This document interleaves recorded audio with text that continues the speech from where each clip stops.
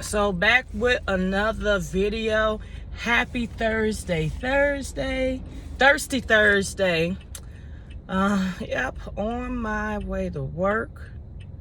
I just haven't been to the office on a Thursday. It's been flip-flopping because stuff been going on, so it's been requiring me to come in on Wednesdays versus Thursdays. So I think I do come in this Thursday and next Thursday. And the following week is Thanksgiving. So anyway, I wanted to come back on here, do my little car talks, what's on my brain. So we just had the elections on Tuesday. Hopefully you got out and voted. I always do the early voting. So there were some things that took place on the election day that made me wonder, about voter suppressions. So I know in the city of Chicago, they had rearranged, restructured some of the precincts, some of the wards, and that did cause people to end up in, wards they've been in most of their time. They wards eventually got switched, and with switching of wards, switching of precincts, redistricting, it comes with switching of voter locations, and a lot of people didn't get their voter change. It was a change in the voter locations, polling places. So a lot of people did not get the notification in time to say that they were voting in a different location, which caused a lot of chaos and confusion. I know I ended up looking at the location for my parents, and I noticed their location has changed. And I called it to my mom, and she said, no, we always vote at the school. And I'm like, no, you gotta vote at this church over here. And she was like, well, why would they do that? And the school was in walking distance of our house. And the church that they got them voting just pushed them, it was further back from where they would normally go. And then she said, okay, I drive, that's not a problem. But what if people who could barely walk or anything, had issues, they'll struggle up to the school because it's right there versus now they got to go to this church, which is a little distance. So, and I worked the election on Tuesday, and that was the big issue. It was the change in a lot of people's locations. They were not aware of it. They said, they sent out notifications in mail. A lot of people said they didn't get their notifications because, mail is funky these days. We done had people deliver mail at 7:30 at night. And I'm like, what the hell? Got mail delivered in regular mail. I know they do packages sometimes on Sunday, but they had somebody deliver the regular mail on a Sunday afternoon. So it was like, man. So I know there's some issues with the United States Postal Service. So if they hiring, you looking for a job, you might go with there's some good government benefits from what I was told. But anyway, a lot of people didn't get their notifications in time, or they just thought it was like a duplicate mail and didn't pay attention. So I know for us, we sent a lot of people away. And then I know my aunt, she worked a location, and she said they just were adamant in voting there. And I said, well, when they vote provisional, that vote ain't counting the night of. And she said, huh? I said, when they don't vote in their correct location, when you vote provisional, that vote don't count that night of. If you're trying to get votes to count that day, you need to vote in your correct polling place. Like, had people do the mail-in ballot. They dropping the mail-in ballot on the day of the election. That's not the purpose. The mail-in ballot supposed to been got sent off or dropped off, and not on the day of the elections. That's the feast of purpose. That's supposed to have you mail it in advance, and y'all over here dropping it off in the box. Yeah, that ain't getting counted right away either. So, even in my polling place, we turned a lot of people away. But one thing I did notice was that, when I talked in my last video about getting out to vote and people, don't take that for granted, I noticed, like, and I didn't work in the area I normally work. I was in a new area, and predominantly older Caucasian people and Latinx. That was the community. And when I tell you, these people, some people barely could walk, barely can see. Some didn't speak a lick of English, but I tell you what, they went in there and they voted. So they didn't let whatever hindrance that might have hindered them from voting. They didn't let that hindrance stop them from voting. We had Spanish speaking. We had Spanish speakers on the team. We do have to provide handicap accessible booth. And then if it's an older person, we do allow them to, we have it set up that they can sit down and vote at a booth if they want, if they can't do the standing. Another issue was the pens. If you voted in the city of Chicago, they had these Sharpie markers, and the Sharpie markers were bleeding through the ballot. So it was not reading a lot of people's ballots. And it made them had to vote over again, and everybody knows Sharpie markers are not to go. We used to have those felt tip pens. Don't know what happened, but now they're using the Sharpie markers, and they even had sent out a notification saying that people were trying to start using their own pens and stuff. They said, nope, you have to use the Sharpie marker. So that's what we was telling, like, the investigators and the people that were coming in, that people was having issues with having to revote, and that could be another situation of voter suppression, because of course people voting right before they go to work. People were like, the ballot already long, so you mean I got to go back over and refill out this ballot?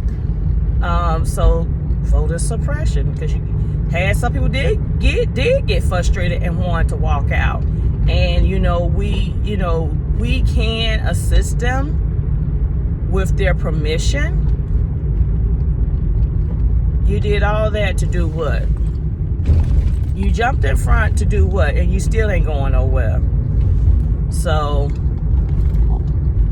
there's rights, voters' rights that you have. Like, one lady came to us and said, of course, she was in the wrong voting place. She said, well, I don't want to go over there because I don't think they have anybody that speaks my native language. What they supposed to do, they supposed to call the headquarters, the election central, and they supposed to put somebody on the staff that speaks the language. So they supposed to have somebody that speaks the language available to work with that person by phone. She said she didn't know that. That's a lot of things. You have rights as voters. I just want to say that. So you got to make sure, you're making sure that you are, having your needs met, even if it's the minimum needs met to go to the polls. Another thing, if you got any issues, you can email Chicago Board of Elections, your complaints. They'll listen. You can send email, you could call, but you have rights. And I want to just let people, don't let these little hiccups stop you from voting. We got another election coming up in February for the Chicago mayor. So anybody living in the city of Chicago that's eligible to vote, we got to get ready to vote for our next mayor. So that's another election. Hopefully that election, the ballot will be a little shorter, because it won't be like we voting for a lot of people. Like this time it was like governor, district representatives, and state representatives, judges. Yeah, those ballots could be kind of long when we got to vote for all the different people. So I got one more thing to say. So I like to go home on the night of the election. I'm a nerd, and watch like the results. So I've been following this whole Herschel Walker and Brother Warnock. I know I jacked that name up, so I'm just calling him Brother Warnock. How the hell is it a runoff? What y'all down there in Georgia doing? There is no way in God's green earth there should be a runoff. Now, who down there voting? In y'all sleep? Did we get too comfortable? Because we can't get too comfortable. Let me tell y'all something here. And I need Warnock to come out swinging. Everybody say, "Oh, you just rooting for him because he an alpha." I'm rooting for the person who gonna have the best interest at heart. I don't think Herschel Walker will have the best interest at heart, and I'm gonna tell you why. Because Herschel Walker, I think he's just a ploy. He's just, this is something to do. I don't think he's passionate about it. A lot of dirt done came up off the wash. Some of the buttermilk is not clean with that man. And I'm sorry, I just get dumb athlete syndrome when I think about him, and everybody know I work as an academic. I despise dumb athletes. I do not like them. They think that they don't have to do nothing else in life because they got this sports talent, and I despise them. I really do. And the students I have worked with, they know. I play football, man. I'm like, I don't give a damn. You still gonna follow the rules, and you gonna go to class, and you gonna do what you got to do. And where you're at, sir, you're not going to the NFL. So let's just clear that up. Boy, when I tell them that, they get ticked off, pissed, because it's true. You not at no D1 school, boo boo, and you ain't on TV getting no exposure. Ain't no recruiters coming over here. You not going to the NFL. When I say that, baby, I shut them down. I say, so you go to class, you get your life together, and you get your degree, because you won't be drafted. I sure did used to tell them that, baby. They be getting mad at me, honey. They will get mad at me. But as someone said, they really think Herschel Walker is just they put him, he's like a puppet in place to, try to devise the black vote, split up the black vote. That's why he got thrown into that. Because he got some backstories. And then we talk about this whole abortion rights, and some stuff came out the wash about him. His own kids despise him. Family they ain't together with him. So I'm like, So it makes me think, what's going on down in Georgia? I'm gonna wrap this up. What's going on down in Georgia? Why?